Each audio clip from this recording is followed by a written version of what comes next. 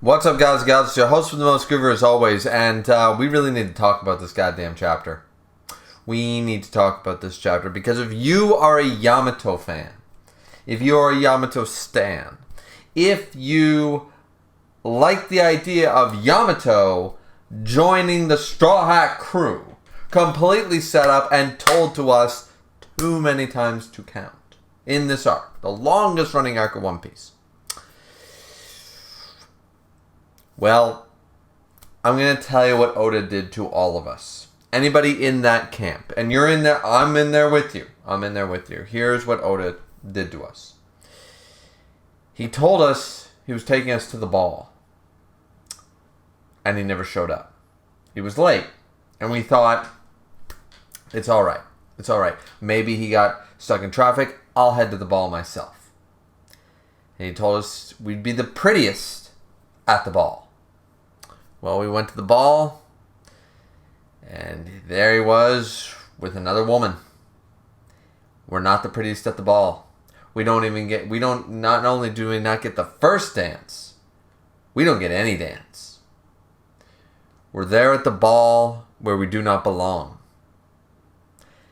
This is what Oda has done to us. He has made us feel like the unwanted woman at the ball. And I'm going to say that this is probably one of my most hated chapters of One Piece. For that reason alone. As a Yamato fan, and as a fan of the idea of adding one more to the crew, as a fan of adding another female to the crew, regardless of how she identifies, adding another one to the crew, and the idea, like people were even bringing up the idea that like Sanji and Yamato could make a very interesting duo because of the personality, almost disorder, you could argue, that Yamato is suffering from. It would be actually, that is played off for a gag, and very much done in a very terrible way in this chapter as well. But she hasn't dropped that gag, and at this point I'm saying, is it a gag, or are we supposed to take it seriously as a personality disorder, as a barrier, as some PTSD fucking coping mechanism? Is that how I'm supposed to take this, or am I supposed to treat it for the lulz? I have no idea anymore because Oda doesn't seem to be able to make up his goddamn mind about it. I think Oda made so many terrible decisions this chapter. I think he fucked up fucking bad. Like, the thing that some people have been talking about for this chapter was the Kurozumi were born to burn sort of idea. A lot of people are saying, oh, restarting the cycle of hatred, blah, blah, blah, blah, blah, and it's not good. Honestly, that part didn't bother me so much.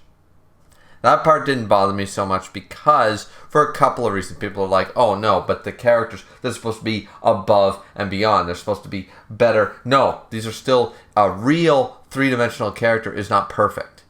They are flawed individuals. And this is someone who has suffered. Remember, this is not someone who suffered through the time skip like Momonosuke. This is someone who suffered and had to hide and watch everybody who she loved die, get captured, the smiles, all the bullshit, and what she had to go through as a courtesan up until this point. She of course has hatred in her heart. You can't just squash that out and be like, because in all honesty, that's one of the parts that a lot of people are picking apart this chapter for, is the Kurozumi were born to burn. The name means charcoal, so it is fitting, just like I am Odin and I was born to boil. That's what she's going for there, and honestly, that doesn't bother me. Is it a little cringy? Sure, but people are really blowing that one out of proportion. In all honesty, if she didn't still hold hatred towards the Kurozumi clan or Orochi as a whole, sorry, that would be terrible. She'd be a terrible character in the opposite effect. If she went, no, forgive and forget. First off, the Kurozumis, as far as we know, are completely destroyed anyway, so who the fuck is she insulting? And second off, I hold hatred for Nazis. That doesn't mean I'm continuing a cycle of hatred. It means that I fucking hate the Nazis. So, we have seen nobody good from the Kurozumi clan. You know, this is some Slytherin 101 shit from Harry Potter. They're not good people. I'm not going to say that Harry Potter was well written to subjugate a bunch of 10-year-olds into a house where they're automatically going to be evil motherfuckers. But at the end of the day, we know not to trust the fucking Slytherins. They're bad people. We know this. They're the bad seeds. They're the bullies. They're the evil kids. And trust me, we all knew evil kids growing up. We know them to this day. So, same idea here. I have no problem with her saying, fuck the Kurtozumis. They were born to fucking burn. I'm glad their clan is wiped out. I mean, listen. I'm just saying, she suffered at their hands her entire life. Almost in the entirety of her life, and the shit she had to do that Oda can't probably talk about. We're talking Viola Doflamingo level shit that she probably had to go through. Things she should never have had to go through because of who she is. She's Kazuki Oden's daughter. She had to suffer in multiple ways that are never actually spoken about, but we can read between the lines. Guess what a courtesan is, guys, in Japan? Like, let's call a spade a spade. So, you know, I'm not mad at her. She has every right to fucking hate them, curse their name, and fucking shit on their grave and teabag them. She's got every right to do that. So that's not a problem. The line is cringy. But outside of that, no. It's the whole, it's continuing the cycle of hatred. This is backpedaling. This is bullshit. No, it's none of that. You guys are wrong. You're just fucking wrong about that. Alright? But that doesn't make this chapter any better. Because even though that's okay, it doesn't make it great. And it's not something that we needed. The whole narration of everything, we didn't need any of that.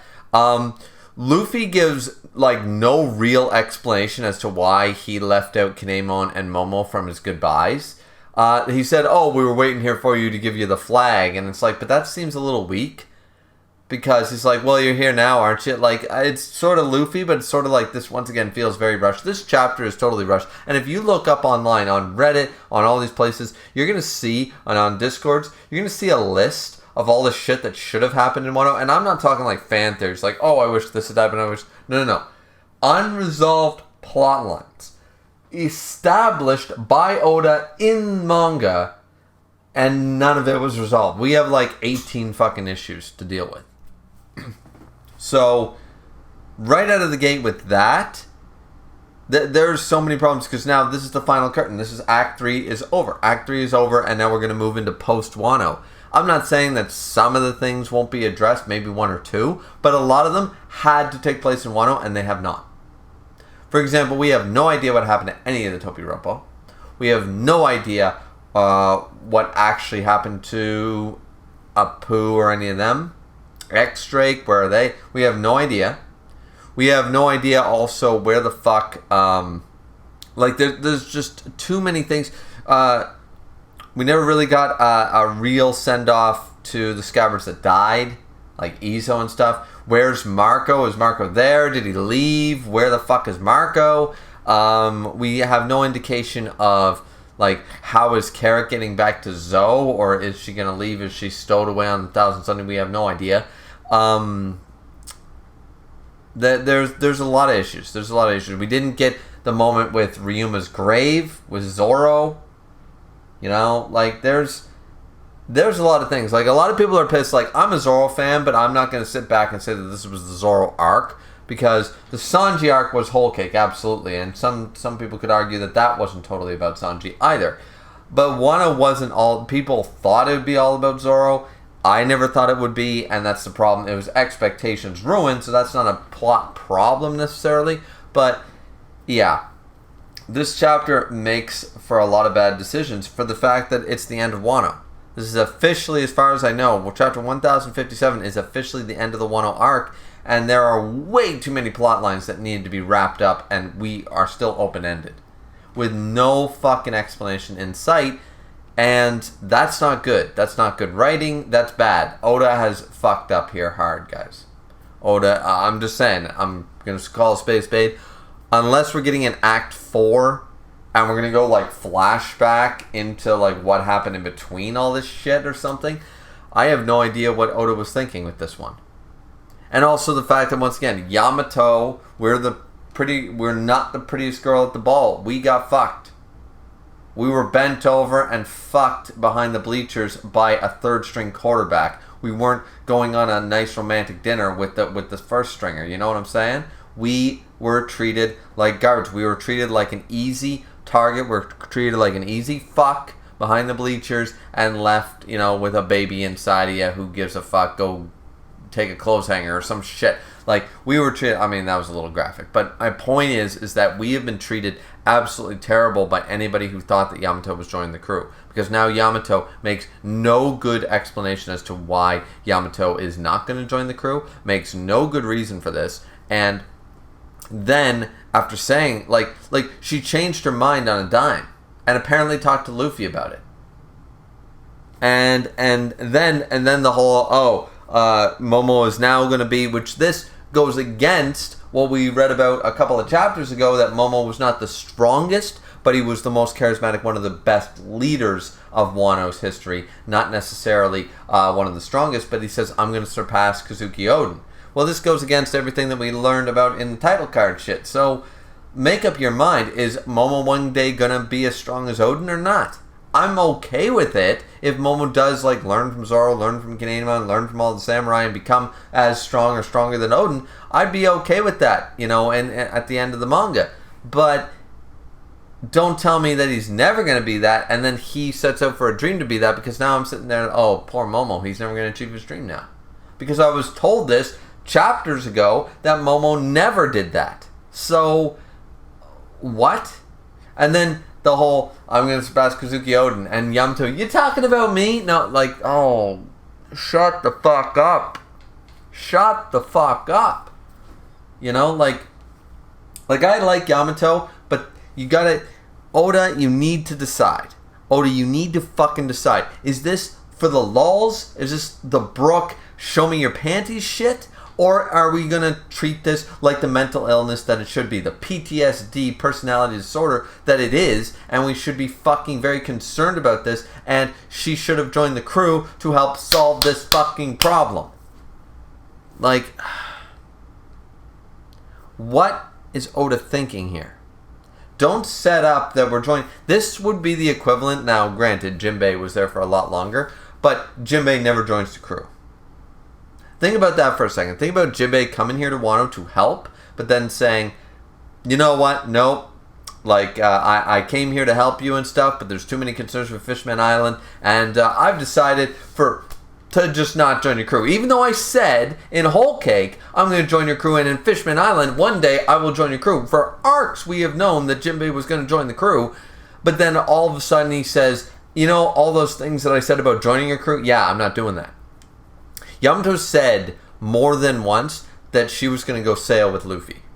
That's a fact. That's black and white, Viz, fan translation, all of them say Yamato said to Kaido multiple times, I'm going to go out to sea, I'm Oden, blah, blah, blah, and I'm going to go sail with Luffy.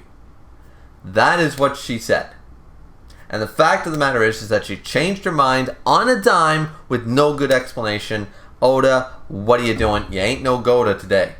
I'm sorry. This was a terrible fucking end to the arc. This was weak sauce shit. Chapter 1057 might be one of my most hated fucking chapters of One Piece, period. Because it realistically did nothing for the story. The Straw Hats, Kid Pirates, and Law all leave. And all they did was backpedal a bunch of shit that we wanted closed off. They didn't answer any of the questions. They did some cringy fucking moments with Hiyori and Yamato. And then the Straw Hats left with nothing else resolved, nothing else concluded, no other explanations given, and we're just supposed to go, yeah, okay, good arc. What the fuck happened? Is Oda sick or something? I know you went on the month break and stuff, and this was probably written before that, but I'm just saying, did something happen? Because I'm just feeling like something bad is going on here, because this feels rushed as shit. And it's the longest arc in the series, and everything still feels rushed. I don't get it. So anyways, that's my, I'm not going through this panel by panel or anything. I didn't like this chapter, guys. This chapter, it might not be the worst chapter of One Piece, but it's up there. It's terrible for a conclusion. It's bad for a number of reasons. Our expectations of Yamato joining the crew. I'm sorry, that wasn't a fan theory. Yamato said multiple times she's joining the fucking crew. So forgive me if you aren't a Yamato fan and you were like, oh, Yamato's never joined the crew, or if you're like a Carrots joining the crew person or whatever you are. The fact of the matter is, Yamato said she was joining the crew. And she told the Straw Hats she was going to go sail with them. Jinbei even said, if Luffy okays it, I'll be fine with it. But she said this. She said it multiple times. She said it to the fucking crewmates themselves that she's going to go sail with them. And then randomly, nope.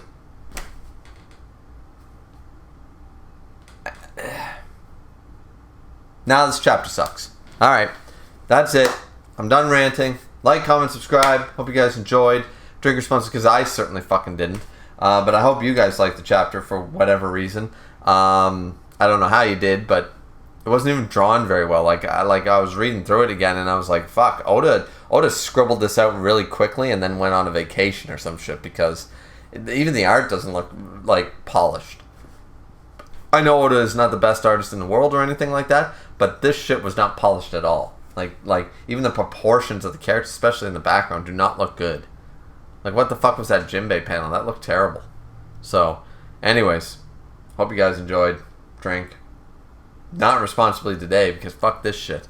So, anyways, see you back here next time, I guess. Chapter 1058 better fucking have some good... Post Wano better be some top tier fucking shit, because Wano's hurting. Wano hurt... Yeah,